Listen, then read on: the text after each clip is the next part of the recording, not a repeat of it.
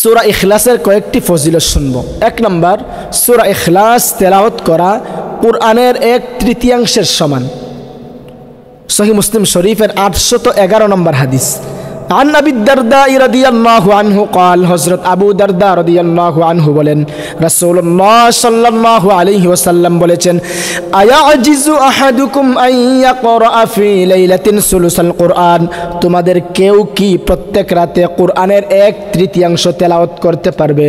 সাহাবীরা বলল ক্বালু ওয়া কাইফা ইয়াকরাউ সুলুসাল কুরআন, নবীজি কিভাবে প্রত্যেক রাতে কুরআনের 1/3 তেলাওয়াত করা সম্ভব?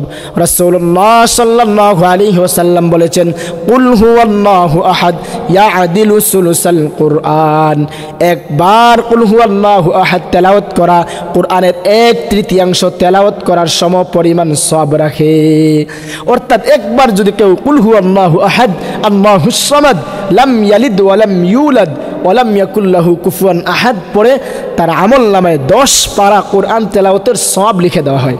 আশরাফ আলী তানবী রাহমাতুল্লাহি আলাইহি বলেন এই হাদিসের উপর ভিত্তি করে যে কেউ যদি 3 বার তেলাওয়াত করে তার আমলনামায় পবিত্র কুরআনুল কারীম পূর্ণ একবার খতম করার সওয়াব আল্লাহ তাআলা তার আমলনামায় দান করবেন।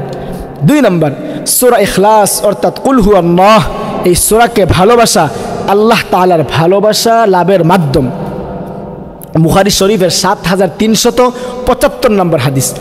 عن عائشة رضي الله عنها قالت হযরত আয়েশা রাদিয়াল্লাহু আনহা বলেন আন্নান নবী সাল্লাল্লাহু আলাইহি ওয়াসাল্লাম বাআসা রাজুলান আলা সারিয়া, নবীজি এক ব্যক্তিকে যুদ্ধের জন্য যুদ্ধের সেনাবাহিনী নিযুক্ত করে পাঠালেন। ওয়াকানা ইয়াকরাউ লি আসহাবিহি ফি সালাতিহিম, তিনি তার সাথীদেরকে নামাজের ইমামতি করতেন। ফায়াখতিমু বিহি কুল হুয়াল্লাহু আহাদ, তিনি প্রত্যেক রাকাতের শেষে সূরা কুল হুয়াল্লাহু আহাদ তেলাওয়াত করতেন। ফালাম্মা রাজাউ যাকারু যালিকা লিন-নবী সাল্লাল্লাহু আলাইহি ওয়াসাল্লাম, সাহাবীরা যখন যুদ্ধ থেকে প্রত্যাবর্তন করলো, আয়েশা নবীজির কাছে এই সংবাদ দিল যে এমন একজন ইমাম নেতা দিয়েছেন যিনি সূরা ইখলাসের মাধ্যমে নামাজ শেষ করে। তো রাসূলুল্লাহ সাল্লাল্লাহু আলাইহি ওয়াসাল্লাম বলেন সালুহু লিআইয়ি শাইইন ইয়াসনাউ যালিক, তোমরা তাকে জিজ্ঞেস করো সে কেন এভাবে নামাজ শেষ করে। তো ফাসআলুহু, সাহাবীরা তাকে জিজ্ঞেস করলো। তো ওই সাহাবী বলেন লিআন্নাহা সিফাতুর রহমান, কেননা এই সূরার মধ্যে আমার মহান রব আল্লাহ তাআলার গুণাবলী রয়েছে। ওয়া আনা উহিব্বু আন আকরাহা, আর আমি আল্লাহ তাআলার গুণাবলীগুলোকে তেলাওয়াত করা পছন্দ করি। তখন এই কথা শুনে রাসূলুল্লাহ সাল্লাল্লাহু আলাইহি ওয়াসাল্লাম বলেছেন আখবিরুহু আন্নাল্লাহা ইউহিব্বুহু, তোমরা তাকে সংবাদ দাও যে সে যেভাবে আল্লাহ তাআলার গুণাবলীর কারণে এই সূরাকে মহব্বত করে ভালোবাসে, আল্লাহ তাআলাও তাকে ভালোবাসেন। তো 2 নম্বর জানলাম কুল হুয়াল্লাহু আহাদ তেলাওয়াত করা আল্লাহ তাআলার ভালোবাসা লাভের মাধ্যম। 3 নম্বর, কুল হুয়াল্লাহু আহাদ সূরাকে যে ভালোবাসবে এটার জন্য আল্লাহ তাআলা তাকে জান্নাত দান করবেন। তিরমিজি শরীফের 2901 নম্বর হাদিস। عن أنس رضي الله عنه قال হযরত আনাস রাদিয়াল্লাহু আনহু থেকে বর্ণিত, তিনি বলেন ইন্না রাজুলান ক্বালা ইয়া রাসূলুল্লাহ ইন্নী উহিব্বু হাযিহি সূরা কুল হুয়াল্লাহু আহাদ, নবীজি আমি এই সূরা কুল হুয়াল্লাহু আহাদকে ভালোবাসি, মনে প্রাণে ধারণ করি। নবীজি বলেন ইন হুব্বাকা ইয়াহা আদখালাকাল জান্নাহ, এই সূরার প্রতি মহব্বত এবং ভালোবাসা তোমাকে জান্নাতে প্রবেশ করাবে। তুমি এই সূরাকে ভালোবাসতেছো, এই সূরার মহব্বত তোমাকে জান্নাতে প্রবেশ করাবে। তো 3 নম্বর শুনলাম সূরা ইখলাসকে কেউ দিলে প্রাণে মহব্বত করলে এটাও তার জান্নাত লাভের একটা মাধ্যম। 4 নম্বর, কেউ যদি প্রতিদিন 200 বার কুল হুয়াল্লাহু আহাদ পড়ে তার 50 বছরের সগীরা গুনাহ আল্লাহ তাআলা মাফ করে দিবেন। তিরমিজি শরীফের 898 নম্বর হাদিস।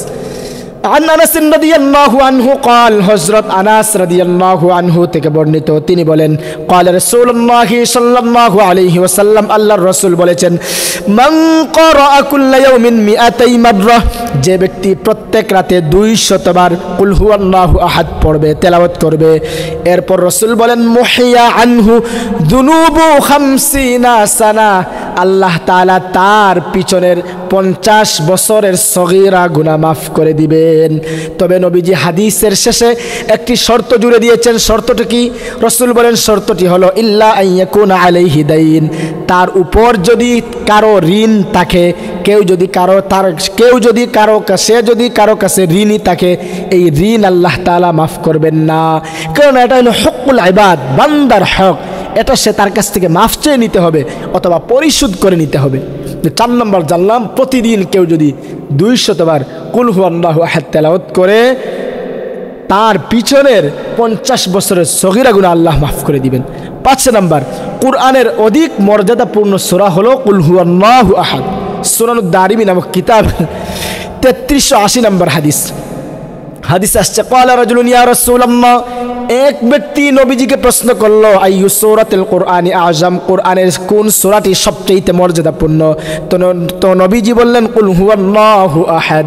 কুরআনের সবচেয়ে মর্যাদাপূর্ণ সূরা হলো কুল হুয়াল্লাহু আহাদ। আমরা 5 নম্বর শুনলাম, কুরআনের অধিক মর্যাদাপূর্ণ সূরা হলো কুল হুয়াল্লাহু আহাদ।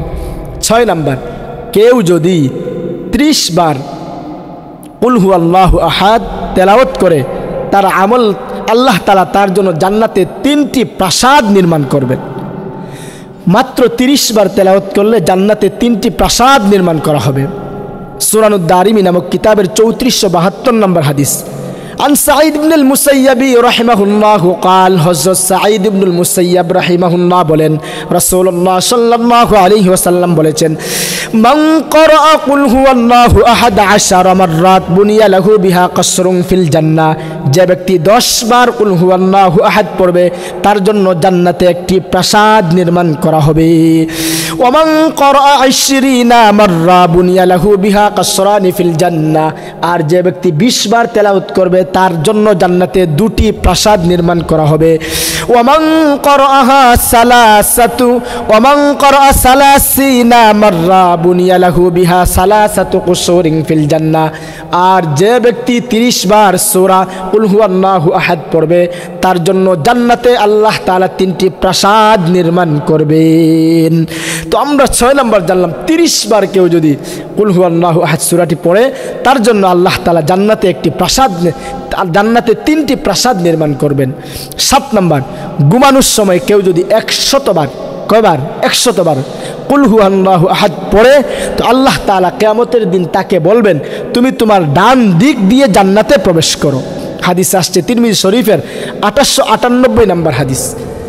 عن أنس رضي الله عنه قال, হযরত আনাস রাদিয়াল্লাহু আনহু থেকে বর্ণিত, তিনি বলেন রাসূলুল্লাহ সাল্লাল্লাহু আলাইহি ওয়াসাল্লাম বলেছেন, মান আরাদা আন ইয়ানামা আলা ফিরাশিহি ফানামা আলা ইয়ামিনিহি সুম্মা ক্বারাআ 100 মাররা কুল হুয়াল্লাহু আহাদ, যে ব্যক্তি ঘুমানোর সময় ডান দিকে ঘুমায় এবং ওই অবস্থায় সে 100 বার কুল হুয়াল্লাহু আহাদ তেলাওয়াত করে, ইদা কানা ইয়াউমুল কিয়ামাতি ইয়াকুলু লাহুর রাব্বু ইয়া ইবাদি, আল্লাহ তাআলা কিয়ামতের দিন ওই ব্যক্তিকে ডেকে বলবেন, হে আমার বান্দা, উদখুল আলা ইয়ামিনিকাল জান্নাহ, তুমি তোমার ডান দিক দিয়ে জান্নাতে প্রবেশ করো। তো 7 নম্বর আমরা জানলাম, কেউ যদি ঘুমানোর সময় 100 বার কুল হুয়াল্লাহু আহাদ পড়ে কিয়ামতের দিন আল্লাহ বলবেন, তুমি তোমার ডান দিক দিয়ে জান্নাতে প্রবেশ করো। 8 নম্বর, কেউ যদি কুল হুয়াল্লাহু আহাদ এটা মনে প্রাণ বিশ্বাস করে তেলাওয়াত করে তার জন্য জান্নাত ওয়াজিব হয়ে যায়। তিরমিজি শরীফের 897 নম্বর হাদিস।